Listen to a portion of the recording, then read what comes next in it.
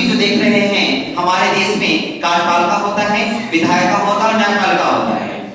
विधायिका देखो वो कानून बना देती है और यहाँ पे बात करेंगे कार्यपालिका उसको कंटिन्यू चालू रखने का काम करता है, निगरानी करता है। लेकिन मामला अगर फंस गया है तो मामला जो है न्यायपालिका पास जो न्यायपालिका स्वतंत्र होता है, उसी के बीच में करीब करने वाले हैं पद का नाम है राष्ट्रपति। राष्ट्रपति जो होते हैं वो भारत के यानी भारत देश के प्रथम नागरिक होते हैं ये राष्ट्रपति।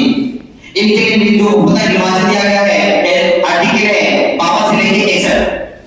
पहला बात करेंगे यहां से लोग 55 56 57 58 60 61 पावर में कहा गया है पद के बारे में 53 की कार्यपालिका का प्रधान होगा, इनके पास शक्तियां होंगी, इनके पास 54 में इनका निर्वाचन है, 55 में निर्वाचन की रीति है, 56 में कार्यकाल है, 57 में पुनर्निर्वाचन है, 58 में नियुक्ता है, 59 में शर्तें हैं, 60 में शपथ है, 61 में महाभियोग है। इस तरह का पद का उल्लेख किया गया है।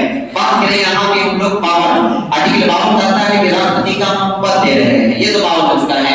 53 में कार्यपालिका प्रधान, कार्यपालिका का प्रधान तो है लेकिन ये वास्तविक प्रधान नहीं रहते हैं, वास्तविक प्रधान होता है वो प्रधानमंत्री होते हैं। बात करें यहाँ पे सबसे पहले यहाँ पे 53 हो चुका है, 54 55 57 एक बार होते हैं। जैसे बात करें इनका जो चुनने का जो तरीका होता है वो प्रणाली है अप्रत्यक्ष प्रणाली। अप्रत्यक्ष प्रणाली मतलब है कि जिसे हम वोट देते हैं वो किसी और को वोट देता है और वो व्यक्ति वहां पे राष्ट्रपति बनते हैं। जैसे बात करेंगे कि कौन व्यक्ति वोट डालेगा तो लोकसभा से समझ जाइए, राज्यसभा से समझ जाइए, विधानसभा के निर्वाचित से समझ जाइए, और राज्यों की विधानसभा का लेकिन कोई शासी प्रदेश अगर है तो शासी प्रदेश का वहां का जो होगा विधानसभा वहां वोट डालेगा पड़ेगा। ये सब कैसा प्रणाली है तो अप्रत्यक्ष है। लोकसभा चुनाव हम वहां पे सांसद चुनते हैं और संसद वहां पे जाकर वोट डालता है, वो व्यक्ति राष्ट्रपति बनते हैं। ये अप्रत्यक्ष प्रणाली है।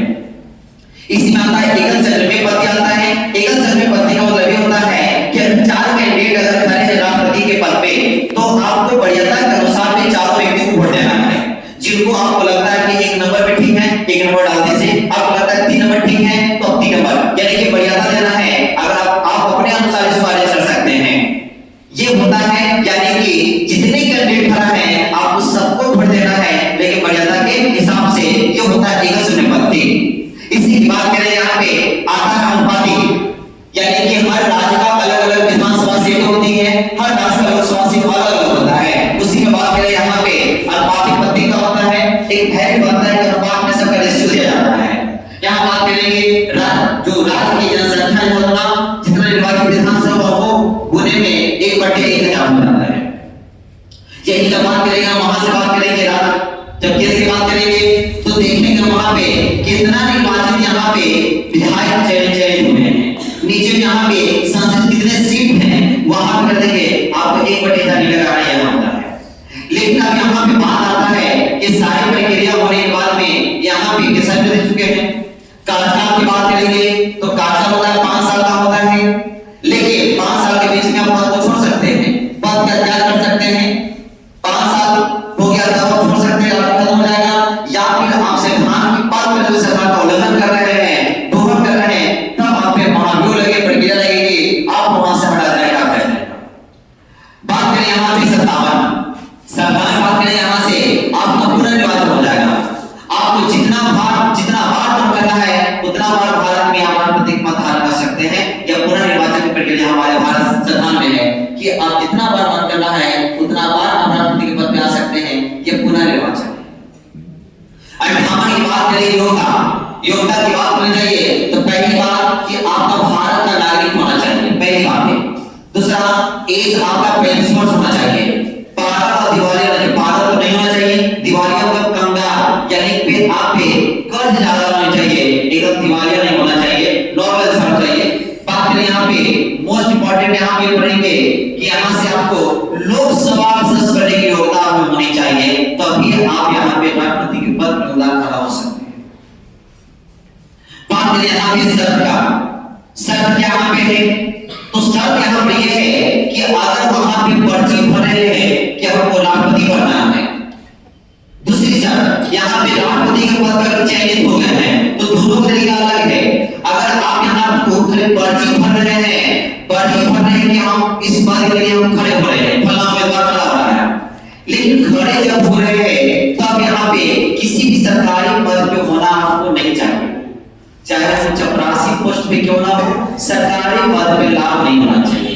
लेकिन अगर आप राष्ट्रपति हैं, उपराष्ट्रपति हैं, राज्य का या संघ का या महाकेंद्र का, अगर वहां से मंत्रिपरिषद का सदस्य हैं, तब आपको कोई दिक्कत नहीं है, तब आप आसानी से गुजरात के पद के लिए चयनित हो सकते हैं, खड़ा हो सकते हैं निर्वाचित। लेकिन अगर आपका निर्वाचन हो गया है, अगर आपका निर्वाचन हो गया है, तब यहाँ पे राष्ट्रपति के भी पद पे हैं, उपराष्ट्रपति के पद पे हैं, या भारत या संघ का या राज्य का अगर मंत्रिपरिषद का सदस्य है, तो निर्वाचित होने के बाद आपको इस्तीफा देना पड़ेगा। ये यहाँ पर रहता है शर्त, ये शर्त है। एक शर्त यहाँ पे और याद रखिएगा, बता रहे हैं यहाँ पे शर्त एक और आता है कि अगर कायदे में वहां से कोई यहाँ पे कानून वगैरह लाते हैं, कानून राष्ट्रपति जो पार्लियामेंट सब मिला के क्रम में कोई व्यक्ति अगर राष्ट्रपति के पद पे चयनित हो गया है, चयनित होने के बाद अगर यहाँ पे सुप्रीम कोर्ट को लगता है कि नहीं हमने गलत व्यक्ति को चयनित कर दिया है, जो दिमाग का सही नहीं है, उसको पद से हटाया जाए, महाभियोग लगाकर उसको हटाया जाए।